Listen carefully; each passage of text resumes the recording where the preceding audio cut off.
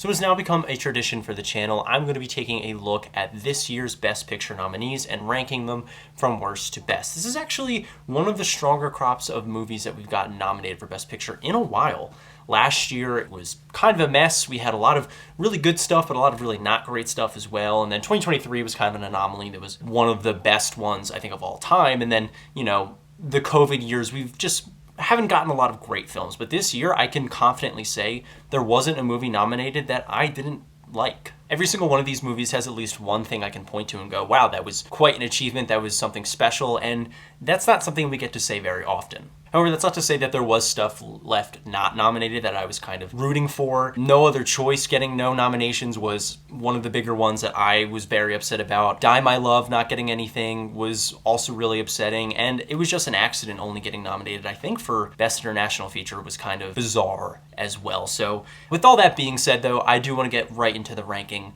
So let's start off with my last place film. Coming in at 10th place is unfortunately going to be Hamnet. Now, I know this is a lot of people's favorite movie of this crop, and I totally understand why. It is a very well put together period drama that has a phenomenal central performance from Jessie Buckley and some really solid direction from Chloe Zhao. I think this might be her strongest work to date behind the camera. However, the reason for it coming in last for me is quite simple.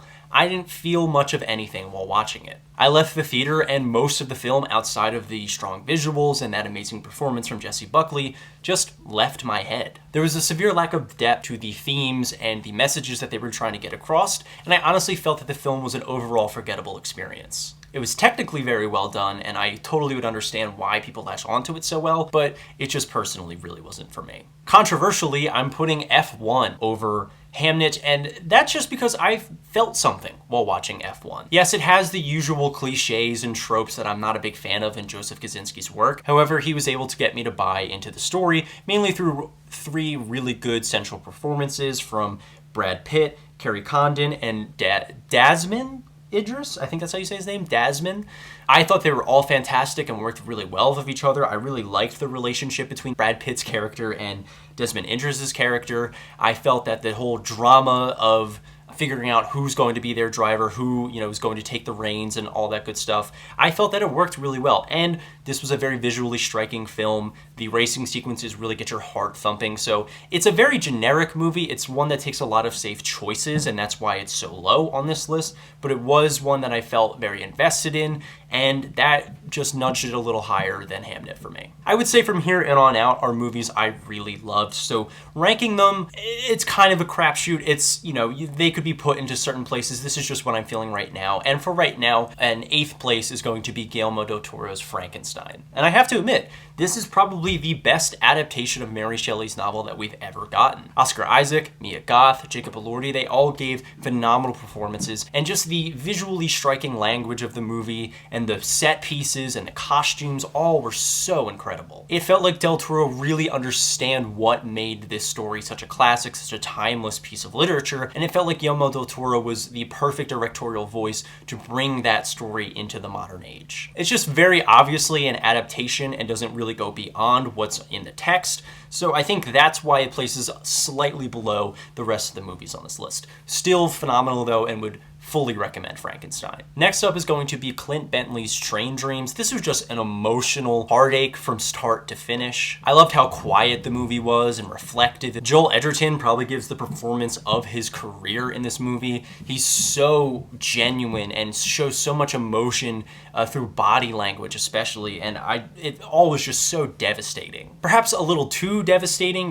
This movie doesn't really lend itself to a rewatch. It is incredibly sad and really does hit home in certain sequences, but I do think it's some of the most poignant filmmaking that we got all of last year. In 6th place is the last movie that I watched for this list, and that was The Secret Agent. This was a movie that kind of came out of nowhere for me. I had heard about it and lots of people were hyping it up to me, but I didn't think I would love it as much as I did. Interweaving generational trauma and looking back at a time period that is very nostalgic but also very tainted by these awful tragic events that were going on was really an interesting way to tackle this very complicated story. Wagner Moura gives a phenomenal performance, and I'm actually low-key rooting for him a little bit. I know he's not going to win, but I thought his performance was one of my favorites of the entire year. The movie is very thrilling. It's kind of an epic. It's a very long runtime, but it feels very necessary. The cinematography is beautiful here as well. I think that it really captures the scenery of 1970s Brazil so well. I think that the political thriller aspects of the movie really helped you stay engaged, even though it was a very long runtime. I just felt that this was one of the most complete things that we got to see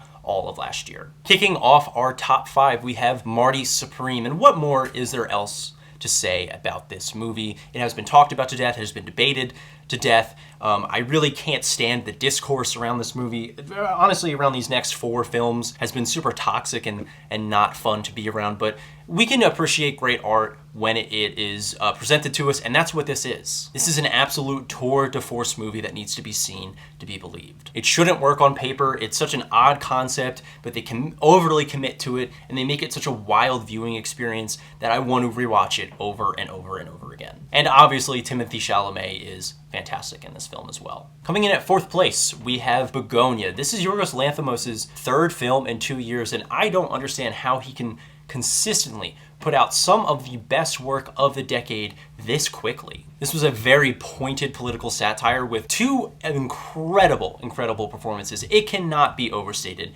how good Emma Stone and Jesse Plemons were in this film. It's one of the first times that I've seen Lanthimos kind of take a step back from the visual absurdity and let his performances do most of the heavy lifting, and it is transcendent to witness. It's also one of his sharpest scripts to date. I really felt like he tapped into a nerve, into the zeitgeist of the time, and I think this movie will really age incredibly well. All right, going into our top 3, we have Sinners. Yes, one of the hotly debated films of the year as well. I don't understand how you can't love this movie. It's so obviously born from a place of passion from Ryan Coogler. It feels like the film he's been waiting to make his entire career.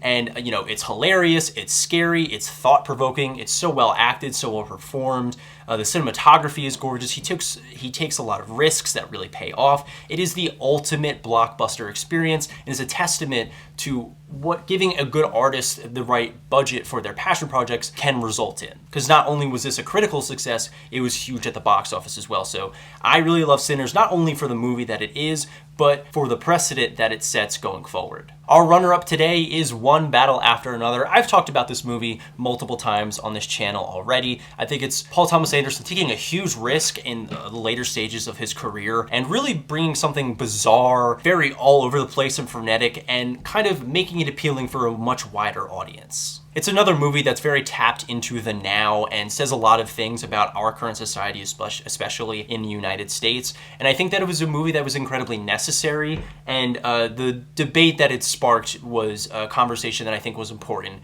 to have. Also, one of Leo's best performances. I think Chase Infinity is criminally underrated in this film. She gives a fantastic performance here. And yeah, honestly, it's just an auteur at the top of his game. How can you not love One Battle After Another? And our winner this year, my favorite of the Best Picture nominees, and making a very strong case to be my favorite movie of 2025, it is Sentimental Value. This was a movie that I wasn't loving at first, if I'm being honest. It took me a while to settle into its groove, but then once I fully realized what they were trying to say and what they were really getting at, I fell head over heels for it. What it has to say about generational trauma and the decisions that our parents make and how those deeply affect our lives is so impactful and really left me speechless by the end. I also think it's Joachim Trier's best movie visually. I think it's his best script. I think it's the best script of the year, in fact. Stellan Skarsgård gives a phenomenal performance here. I really loved every aspect of Sentimental Value and really wish it was seen by a lot more people. To me, it really embodied what a great Best Picture nominee should be and is pushing the art form forward, not taking a step back. So yeah, my favorite film of the Best Picture nominees this year is Sentimental Value, and that's my ranking. What did you guys feel about this ranking? How would you rank these films personally? Are you looking forward to the Oscars they're in? How many hours, Cam? What time does it start? It's 7? 3 hours. So we got 3 hours till the ceremony starts, and yeah. Let me know, again, what you guys thought of this list down below. Comment your list, and we will see you with the next video. Thank you so much.